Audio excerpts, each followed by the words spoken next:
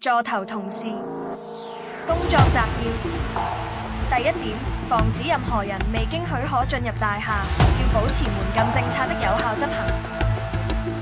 第二點，登記所有訪客、維修工人及送貨人員的詳細資料，並查核其進入資格。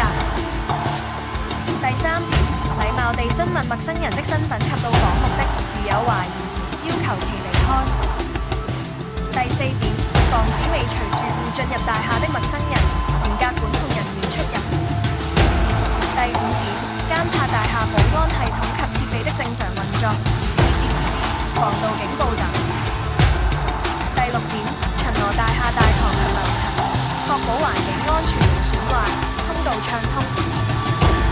第七點，妥善保管及管理大廈鑰匙，記錄借用及歸還情況。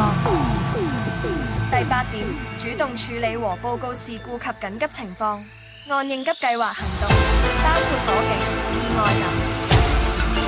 第九點，回應業主及住戶的投訴，維持良好的服務態度及大廈秩序。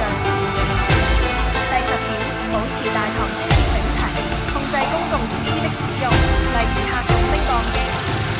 第11點，負責張貼通告，管理及更新大堂通告。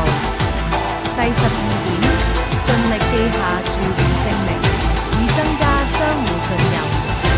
第13點，所有特殊事件必須詳細記錄經過、時間、人物，再以補及通知控制室。